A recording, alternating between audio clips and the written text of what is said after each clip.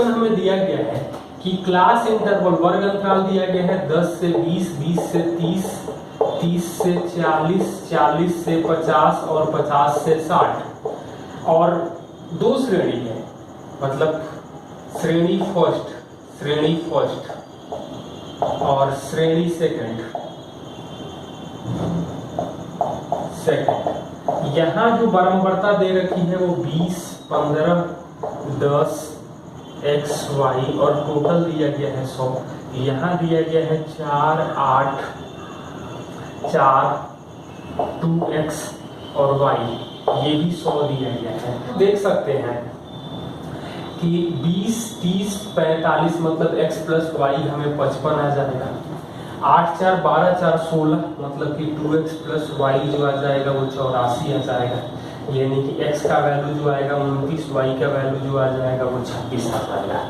अब यहाँ पर पहला क्वेश्चन दिया गया है कि श्रेणी 1 का माध्य क्या होगा। तो क्लास इंटरवल के लिए माध्य पूछा गया है, मतलब यहाँ पर x, ये तो fi हो जाएगा, xi आ जाएगा 15, 25, 35, 45, 55 और ये दिया गया है 26 और ये 29। गुणा करेंगे तो हमें क्या मिलेगा, तो 300, 375, 350, 29 गुणे 45 करेंगे तो 1305 आ जाएगा और 26 गुणे 55 करेंगे तो 1430 आ जाएगा।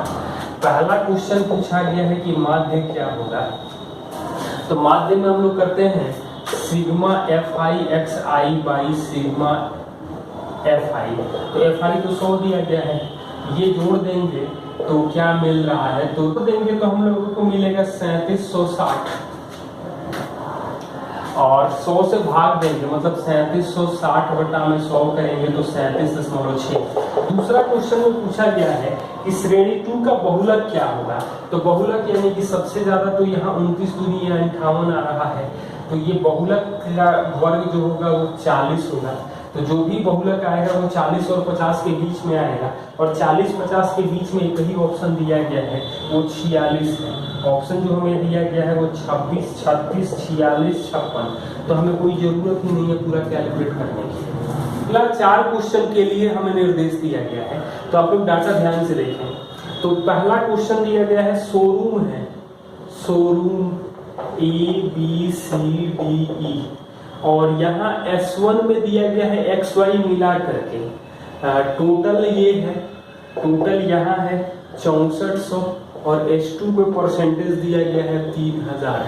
तो ये दिया गया है 19%, 21%, 15%, 33% और 12%। S2 में केवल X कंपनी के दिया गया है, मतलब यहाँ केवल X है और यहाँ X प्लस Y है। तो यहाँ पर दिया गया है 24, 18, 20, 30 और 8 परसेंटेज में है।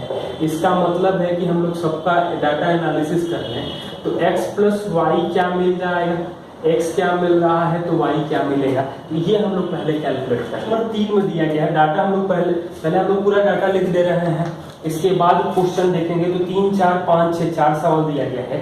नंबर 3 दिया गया है शोरूम ई द्वारा वाई के बेचे गए स्कूटरों की संख्या। तो ई में वाई के बेचे गए स्कूटरों की संख्या जो है वो 528 है। ये कितना है सी द्वारा दोनों कंपनी, तो सी द्वारा दोनों कंपनी x और y मतलब कि 960 कितना प्रतिशत है, तो 1010 कटेगा, 48 से भाग देंगे तो 2 और 11। प्रॉब्लम है तो आप छोटे छोटे भाग दे दीजिए, तो ये 5 यानी 55% हो जाएगा। क्वेश्चन नंबर 4 दिया गया है शोरूम बी द्वारा बेचे गए दोनों कंपनियों की स्कूटरों की संख्या और शोरूम ए द्वारा बेचे गए एक्स की संख्या से कितना % अधिक है। तो बी में टोटल बेच रहे हैं 1344 और ए में एक्स को बेच रहे हैं 720, कितना % ज्यादा है। तो एक काम करें हम लोग यहाँ 24 से भाग देंगे तो ये 30 आ जाएगा, 24 से भाग लगेगा तो इसको हम लोग लिख सकते हैं 5 120 यानी 6, तो 28 और 15 यानी 13/15 गुणे 100%, तो 3 और 20 यानी 260/3 करेंगे तो 86.2/3% आ जाएगा। शोरूम ACE द्वारा Y के बेचे गए स्कूटरों का औसत क्या है? तो ACE का Y के लिए क्या होगा? तो 496, 360 और 496, 360 और 528 जोड़ करके 3 से हम लोग भाग दे देंगे। तो ये जोड़ेंगे तो 1384 3 से भाग देंगे तो 1,461/1/3 आ जाएगा। ठीक, शोरूम ए द्वारा बेचे गए दोनों कंपनियों के स्कूटरों की संख्या तो मतलब कि 1216 और BE द्वारा X के कुल संख्या का अंतर कितना है? तो BE मतलब 540 और 240 तो ये 780 आ जाएगा, मतलब 36 तो 436 आ जाएगा। तो इस तरह के जब भी 3-4 क्वेश्चन है तो उसके पूरे डाटा को आप एनालिसिस कर लीजिए, तब आप आसानी से क्वेश्चन सॉल्व करें। फिर अगले भी 4 क्वेश्चन एक साथ दिए गए हैं 7 से लेकर 10 तक। ये DI के सवाल है तो कुछ डाटा लिखा गया है। वर्ष दिया गया है 2014, 15, 16, 17 और कुछ संख्या दिया गया है। बाइक, ये पैदल और ये साइकिल, ये मारे गए संख्या है, लेकिन मैं केवल यहाँ यही लिख दे रहा हूँ। तो आपको नंबर जो दिया गया है, ये हमें डाटा दिया गया है कि बाइक द्वारा साल 14, 15, 16, 17 पैदल और साइकिल द्वारा एक्सीडेंट में मारे गए लोगों की संख्या है। तो 7 नंबर क्वेश्चन के बारे में पूछ रहा है कि 2017 में प्रतिदिन पैदल यात्रियों की संख्या जो मारे जा रहे हैं, तो 20,457 प्रतिदिन है, मतलब 365 से भाग देंगे तो 56 कुछ आ रहा है, स्लाइटली लेस है, तो 56 ही है क्योंकि ऑप्शन 56 के नजदीक में कोई और नहीं दिया गया है। 14 से 17 की अवधि में पैदल यात्रियों की अपमृत्यु में कितने प्रतिशत बदलाव हुआ? तो पैदल में हो रहा है 12,330 से 20,457 का बदलाव हो रहा है। तो यहाँ हम लोग देख सकते हैं तो 107, 127, 8,127 बदलाव हो रहा है। 12,330 गुणे 100% है, ये 8,000 से ज्यादा है, ये 12,000 से ज्यादा है। तो साफ साफ दिखाई दे रहा है कि 2/3 यानी 66% होगा।